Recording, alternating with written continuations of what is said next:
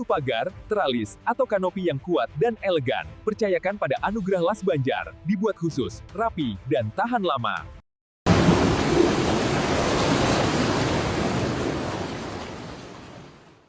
Assalamualaikum, Sampurasun, Rahayu, Rahayu, Rahayu. Kali ini kami akan melihat cuplikan video dari Bapak Aing, dan mudah-mudahan dalam video ini banyak poin-poin yang kita ambil, poin opininya buat saudara-saudaraku di mana dari Sabang sampai Merauke. Mudah-mudahan yang sakit dan penyakitnya, yang punya hajat mustajab pengajarnya, yang mamat, kita akan lihat cuplikan berikut ini.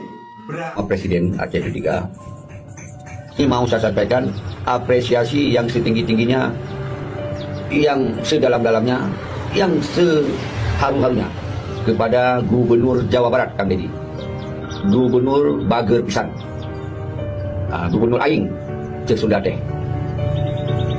atas kehadiran beliau dari Sunda datang ke Aceh. Ini sangat mengobati rasa kepedihan bangsa Aceh, rasa yang dilantarkan oleh pemerintah pusat. Ini sangat terharu, sangat terobati. Karena Kang Deddy tahu pisan untuk menggunakan waktu dengan terjadi bencana itu. Kang Deddy menyambung serasa tali persaudaraan antara Sundanis dengan Acenis. Atur nuhun Kang Deddy. Kang Deddy atur nuhun. Gubernur Aing, Gubernur Bager. Masih mending kamu Aceh didatangi oleh presiden 3 kali. Kami di Jember, Lumajang enggak didatengin tapi enggak berisik. Tanya sama presiden, Pak, kenapa Bapak datang ke Aceh 3 kali? Kok ke daerah saya di Jember enggak didatengin, Lumajang enggak didatengin? Itu yang seharusnya dilakukan, bukan bilang untuk orang Aceh, Kak. Kakak ini umur udah dewasa banget padahal ya, seharusnya tahu itu masalah siapa. Maka tanya sama presiden, Pak Presiden, kok bisa sih ke Aceh 3 kali? Datang juga dong ke daerah kita. Itu. Nah, kalau bilang untuk orang Aceh berisik, di bagian mana Kak yang berisik? Kalau Kakak cuman modal main-main sosial media, itu kalimat yang sangat tidak pantas untuk diucapkan oleh seseorang yang sudah punya nama di Indonesia. Bahkan kalimat dia sendiri yang bilang kita jangan jadi pemecah belah. Nah, itu seharusnya yang Kakak lakukan. Kakak bahkan sekarang sudah menjadi pemecah belah. Nggak sadar kan? Nggak sadar, karena memang sebenarnya sepanjang video itu saya nonton, saya menilai semakin banyak kita bicara yang tidak perlu, yang bukan di bidang kita, apalagi kita tidak mengalami, dan kita memberikan statement-statement yang lumayan menyakitkan. Ada kata-kata juga, mungkin ada yang pengen jadi presiden, siapa? Sebutlah. Sebutkan, yang jelas ngomong ya. Kalau misalnya mau kasih statement gitu kan, anak saya tentara, kami mengerti, abang saya tentara, 2 orang, kami orang Aceh asli, abang saya Teku, dia tentara di Aceh. So biasa tuh Kak, nggak apa-apa. Itu bukan sesuatu yang wow. Memang udah tugas tentara, bergabung dengan masyarakat, begini ke hutan, itu hal yang sederhana, hal yang memang sudah tentara biasa lakukan ya. Nah, makanya untuk kita seseorang yang tidak bisa berbuat apapun, jaga lisan. Jaga lisan, dia bilang itu seharusnya untuk dia sendiri. Sebenarnya banyak kalimat di situ untuk dirinya sendiri. Saya hanya ingin menjadi penengah katanya. Penengahnya bagaimana caranya? Memangnya Kakak siapa? Bukan siapa-siapa. Kakak tidak bisa menengahi banjir, Kakak tidak bisa menengahi orang yang telah menebang hutan Aceh, hutan di Sumatera Utara, di Sibolga, di mana lagi di Batang Toru, nggak bisa, bukan siapa-siapa, ya kan? Yang bisa kita lakukan hanyalah untuk menjaga suasana tetap damai. Kalau ada yang dilihat dirasa tidak cocok, abaikan, nggak usah ditanggepin. Kita fokus kepada yang positif. Kakak lihat nggak di mana sih letaknya berisik orang Aceh? Di mana letaknya? Nah, Kakak lihat video-video anak-anak yang bilang makasih Om ya, makasih Ibu ya, udah kasih makanan kan? Ibu ada Quran Bu, kami mau Quran lah Bu. Ada lihat nggak? Ada juga video bapak-bapak sekarang ya, mereka pakai baju perempuan. Ada nggak mengeluh mereka? Nggak ada. Nah, kalau yang Kakak maksud berisik, itu memukul rata seluruh orang Aceh. Karena ucapannya, masih mending kamu Aceh, semua orang Aceh kena. Makanya disitulah kurang bijaksananya. Kalau misalnya tidak suka, sebutkan saja. Ini oknum-oknum ataupun sebahagian orang. Karena ucapan kita ini berpulang lagi kepada diri sendiri. Kalau tidak merasa, jangan berisik loh. Yang berisik itu kalian. Kalian berisik sekali ngetek-ngetek saya, manggil saya gundik, pelakor. Lu gimana sih? Sayanya manteng-anteng aja. Saya cuma menjalani pekerjaan saya. Kalian yang ngetek-ngetek saya, salah satunya kamu. Ya kan, kamu yang berisik di tempat saya. Aku? TikTok ini kan rumah saya, tapi kamunya yang berisik di tempat saya. Jangan playing victim dong, kamu manipulatif banget sih ah. Jangan kayak gitu, nggak boleh ya. Aku tahu kok buzzer-buzzer dari 125.000 ini untuk menggiring opini, sindikat pemerasan. Ya, sindikat pemerasan dan TPPU. Aku tahu kok. Ya kan, karena segala sesuatu apapun kan tentang Dewi Persik pasti viral. Makanya bikin gosip tentang pelakor, gundik, terus tentang apa namanya, makanan yang aku ludahi gitu kan, ya kan.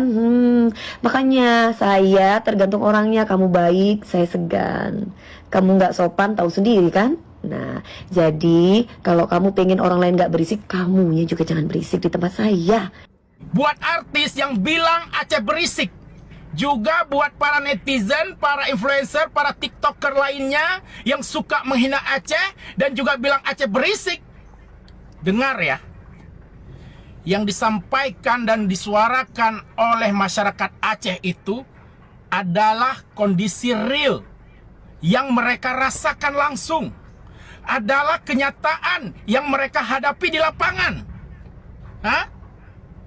Dan mereka menyampaikan itu sebagai aspirasi, sebagai harapan kepada pemerintah. Kenapa disampaikan kepada pemerintah? Karena pemerintahlah yang berkewajiban mengurus hajat hidup rakyatnya. Karena pemerintahlah yang telah memungut dan mengelola pajak yang didapat dari rakyatnya. Jadi apa yang disampaikan rakyat Aceh itu ditujukan kepada pemerintah. Gak ada urusannya dengan kalian. Kenapa kalian yang sewot? Kenapa kalian yang baper? Gak boleh apa? Rakyat menyampaikan aspirasinya kepada pemerintah? Jadi kalian urus sajalah urusan di daerah kalian masing-masing. Kalian urus sajalah periuk nasi kalian. Yang artis, urus aja nyanyian dan goyangan kalian. Kalian tahu nggak? Yang menyampaikan kondisi yang ada di Aceh itu bukan hanya orang Aceh, bukan hanya masyarakat Aceh, tapi juga para relawan yang telah datang dan melihat sendiri kondisi para korban di Aceh. Mereka juga menyampaikan informasi-informasi itu. Karena mereka punya ini dan punya ini. Nggak seperti kalian yang hanya punya bacot. Sekarang kita lagi ada di Gumba, daerah Aceh. Listrik udah nyala belum? Belum. Bahlul, mana listrikmu? Mana listrikmu? Nggak nyala di sini di Aceh. Bahlul, Bahlul, hidupkan. Kalian bisa nyala dengan 70% etanol.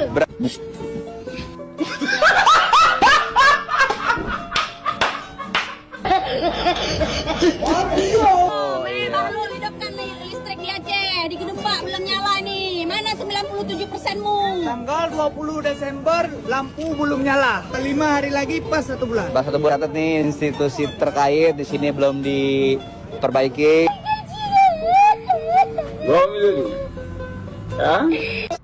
Kalau misalkan Mbak jadi duyung kan jadi kayak dugong gitu. Jadi ya minimal. Mbak DP yang mulia, mohon maaf ya, saya bukan bela-belain Cutbul karena saya orang Aceh, bukan gitu ya. Bahkan saya nggak ada hubungan nih sama Kak Cutbul itu. Tapi saya cuma menilai gitu, bukan karena membela dia orang Aceh, enggak. Dia berkomentari video Mbak tentang omongan Mbak di live yang di-record orang gitu. Pada dasarnya dia komentarnya itu yang dikomen sama dia itu sama kayak saya juga. Pada intinya itu keomongan Mbak yang membanding-bandingkan soal banjir gitu. Pada intinya tuh komenan kami ini sama berdua Mbak gitu. Saya bukan ngebelain Kak Cutbul nih, saya juga nggak kenal sama Kak Cutbul. Saya cuma tahu dia konten kreator. Selebihnya saya nggak tahu gitu, karena memang saya nggak punya hubungan saudara gitu. Cuman menurut saya Mbak ini aneh gitu ya, lucu dari dia komen masalah banjir, terus kita memberi reaksi atas komentar dia gitu kan. Kita klarifikasi nih kalau bahwasannya Aceh ini begini, dia nggak terima, dia malah menyerang, ngatain Kak Cutbul itu dugong. Kan lucu kan, ngapain Mbak ngatain ke pribadinya Mbak Kak Cutbul itu Mbak? Mohon maaf nih Mbak, kenapa Mbak harus ngata-ngatain begitu gitu? Ngapain Mbak ngata-ngatain dia, sedangkan aku lihat VT-nya Kak Cutbul itu nggak ada menyerang ke ranah pribadinya Mbak gitu loh. Nggak ada ngatain Mbaknya kayak yang gimana-gimana, nggak ada. Dia cuman bahas pada konten gitu. Masalah 1.500 liter itu ya memang Mbaknya ngomong minum air sehari 1.500 liter. Ya kan emang benar Mbak ngomongnya begitu. Itu nggak salah menurutku Mbak. Karena emang benar nyatanya Mbak minum air itu. Kok Mbak tersinggung gara-gara omongan Mbak sendiri yang salah? Terus malah lari baca dulu komentarnya. Kita nggak perlu baca komentar Mbak, kita kan mendengar nih Mbak bikin video, Mbak ngomong di streaming, terus orang nge-record, setelah di-record kita melihat, terus kita memberi reaksi ya. Kita pada topiknya aja, ngapain suruh baca-baca komentar. Kalau mau baca komentar mah satu Indonesia ini kita pusing baca semuanya, Mbak. Harusnya beri contoh yang baik untuk masyarakat gitu ya kan. Beri contoh yang bagus untuk idola-idola Mbak. Jangan Mbak udah buat salah dikomentari malah lari ke ranah pribadi orang, ngatain fisik orang. Itu Mbak, itu namanya Mbak body shaming loh Mbak, ngata-ngatain dia. Berarti kalau Mbak ngatain Kak Cutbul itu dugong, saya dugong juga dong yang komen Mbak ini gitu. Karena saya juga besar juga nih Pak gitu. Jadi tersinggung nih kita dikata-katain dugong. Lucu, aneh gitu. Mbak terlalu suka banget ngikut campur urusan orang, terlalu menuai komentar yang nggak penting. Artis lain Mbak, artis lain tuh turun ke Aceh itu membantu, ya. Betul. Artis lain tuh turun ke Aceh membantu, bukan komentar. Mbak enggak, udah nggak ngebantu, komentar lagi. Ngapain Mbak sih ngurus-ngurusin itu? Mending udah bener Mbak joget-joget gergaji aja Mbak, joget-joget gergaji. Persik akhirnya dibawa-bawa lagi sama ibu-ibu Anfaedah yang ngomongin katanya di Persik mendingan kamu ngurusin aja joget-joget kamu sama nyanyi kamu yang salah lirik juga kamu minum 1.500 liter. Aduh, pakai ngebahas-bahas kayak begitu, namanya manusia itu ada hilafnya Bu ya. Dan aku kasih sama ibu di situ di Persik tidak ada menjelekkan daerah manapun. Kalau misalkan mengcompare antara daerah ibu dengan daerah dia wajar lah, sama aja kayak kalian membela daerah kalian sendiri, tapi tidak ada menjelek-jelekan. Harus diingat konteksnya seperti itu. Aduh, gue syuting kos-kosan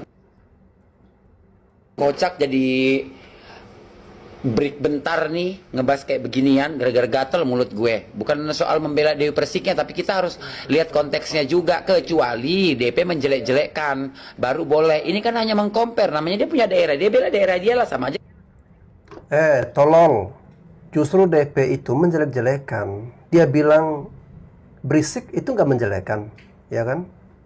Dia kan menilai masyarakat Aceh berisik katanya. Padahal udah didatangi presiden 3 kali. Itu kalau nggak dianggap menjelekan terus apa? Ya, berarti pikiran kamu yang tolol. Dirujak netizen gegara komentarin masalah banjir di Aceh. Masih mending Aceh didatengin presiden sampai 3 kali. Lumajang belum pernah didatengin sama sekali, tapi nggak berisik. Cina. Kalau nontonnya cuma sampai sini, jelas warga Aceh nggak terima. Tapi coba deh tonton video lanjutannya. Yang gue tangkap dari VT ini, kata-kata berisik yang dilontarin sama Mbak DP ini bukan untuk para korban justru, tapi buat para oknum-oknum yang sengaja menggoreng-goreng pemberitaan seolah. Alah, nggak usah dipelintir-pelintir lagi leh. Ya, nggak usah digoreng-goreng. Emang udah salah ya akui kesalahan. Jangan dipelintir-pelintir, digoreng-goreng, dibelut-belut lagi ya. Malas gue dengar. Halo, assalamualaikum warahmatullahi wabarakatuh. Untuk kali ini aku mau komentarin tentang TikToker dari Aceh dan Mbak Dewi Persik ya. Mereka saling mungkin berselisih paham di sini. Tapi kalau di sini aku dukung Mbak Dewi Persik karena di sini si TikTokers yang pakai jilbab itu ya, aku nggak tahu namanya. Mungkin dia mau pangso sama Mbak Dewi Persik dan kok mau pansos sama Dewi Persik? Kan Dewi Persik yang ngatain orang Aceh berisik jelas menimbulkan reaksi dan orang menanggapi. Kok mau pansos sama Dewi Persik? Kenapa ini video-video saya menemukan banyak orang-orang tolol di sini? Waduh, saya melihat video Mbak Dewi Persik, ya kan, seorang artis papan atas, seorang penyanyi dangdut papan atas, sangat-sangat disayangkan Mbak Dewi. Anda membandingkan bencana di Sumatera, terutama di Aceh, dengan di Jember. Harusnya nggak usah dibandingkan Mbak Dewi. Jika pun dia bandingkan, yang kejadian di Jember itu tidak seberapa jika dibandingkan dengan yang di Aceh. Mbak Dewi tahu kan yang di Aceh kan? Ada perkampungan habis rata, tertanam lumpur. Ya, dalam 200-300 rumah warga yang masih berdiri 5, yang rosak 5, ya, lain habis, tinggal masjid. Itu Mbak Dewi. Kenapa orang Aceh berisik Mbak Dewi? Mbak Dewi harus melihat dari dasar gitu loh Mbak Dewi. Anda itu orang artis papan atas ya. Saya kagum loh dengan Mbak Dewi. Kami berisik Mbak Dewi, pemerintah menutup rapat-rapat bantuan dari internasional tidak bisa masuk. Ya. Tetapi pemerintah tidak menghadirkan kemampuan besarnya untuk menangani masalah banjir di Aceh. Nah, itu masalahnya Mbak Dewi. Ya. Benar memang Pak Presiden datang ke Aceh sudah 3 kali.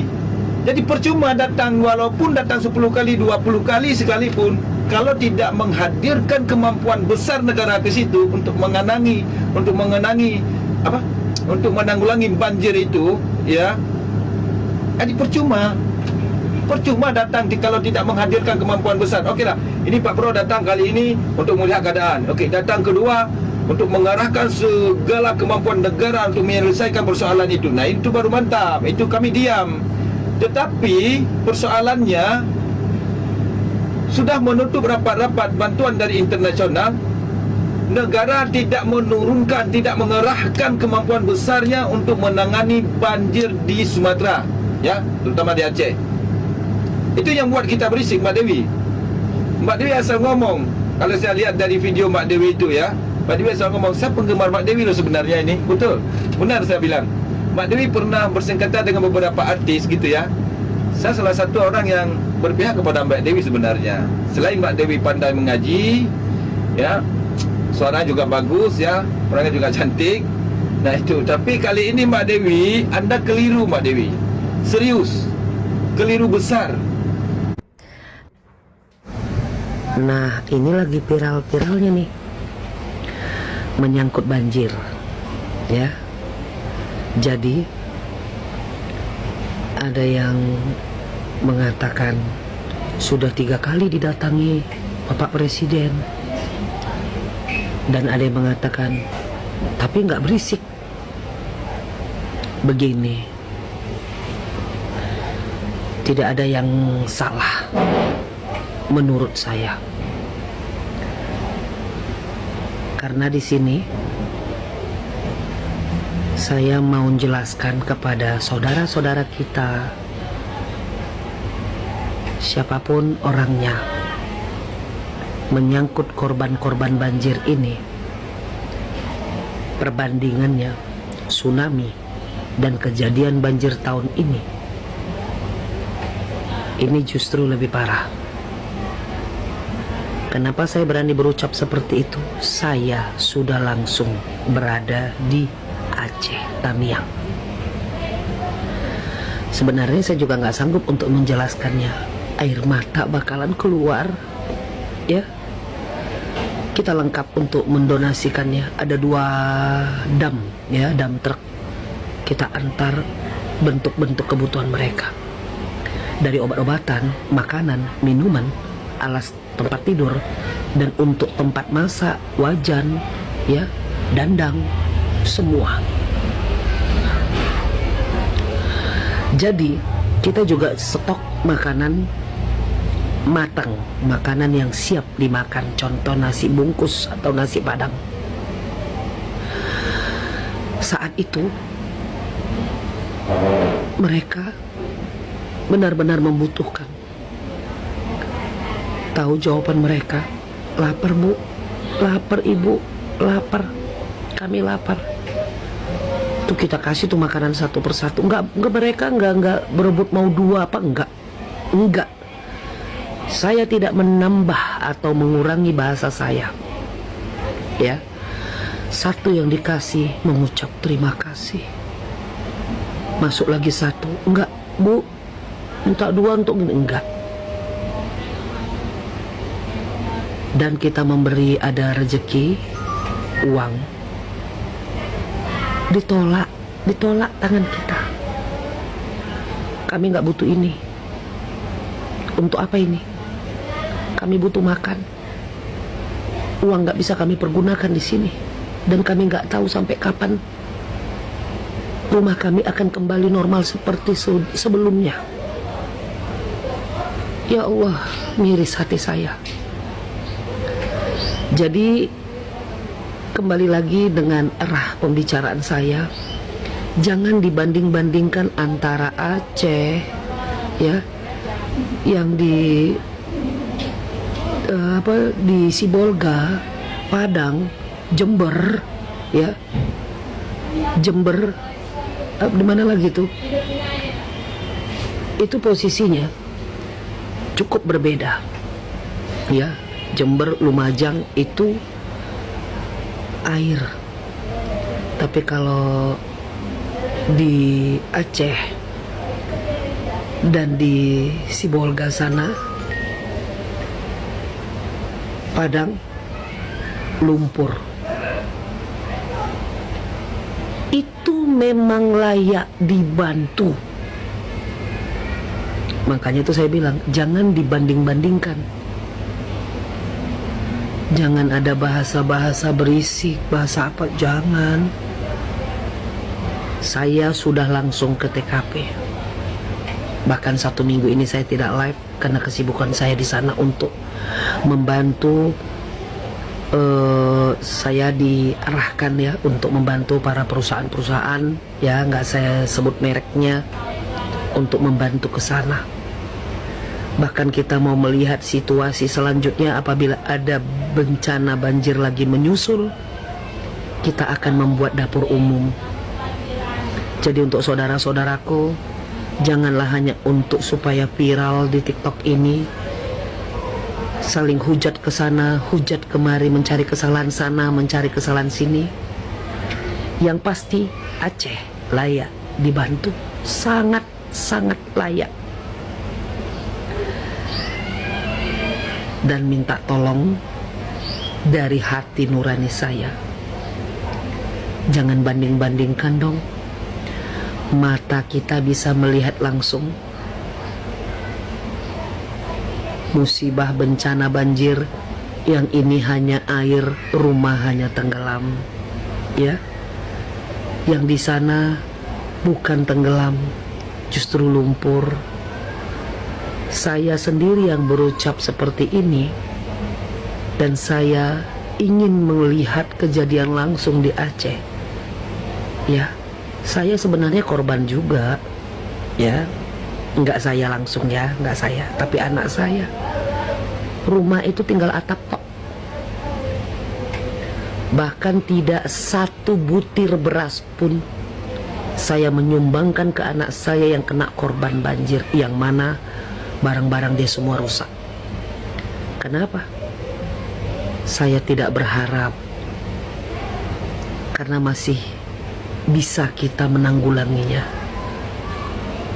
Saya tidak bilang, Pak, bos, di Medan begini, enggak. Sudah ditentukan arah kita ke Aceh. Jadi, pakailah hati nurani, jangan karena hanya mau viral, ya. Dengan bahasa ini dibanding-bandingkan ini. Hati nurani kita pergi ke sana. Lihat, kita warga negara Indonesia dan menganut agama Islam. Sudah pasti semua bersaudara. Ulurkan tangan kalian jika memang masih punya hati nurani untuk membantu, daripada kalian mengulurkan bahasa-bahasa yang berdampak dosa, ya, berlebihan. Sama seperti pepatah, menitip uang kepada seseorang yang mau diberikan ke seseorang, pasti uangnya berkurang. Menitip pesan pada seseorang yang mana harus disampaikan seseorang, pasti pesannya berlebihan. Itu fakta. Semoga bermanfaat dan tetaplah menjadi sosok seorang manusia yang mempunyai hati nurani, dan ulurkanlah tangan dan niat baik kita kepada orang-orang yang membutuhkan. Tidak ada perdebatan lagi hanya untuk membuat viral, ya, mencari nama. Gak perlu. Jadilah manusia biasa, kesempurnaan hanya milik Allah. Kita hanya manusia yang menjalaninya. Dan saya doakan untuk korban-korban musibah banjir, bencana apapun, semoga tetap dalam lindungan Allah dan semuanya bisa teratasi. Assalamualaikum warahmatullahi wabarakatuh.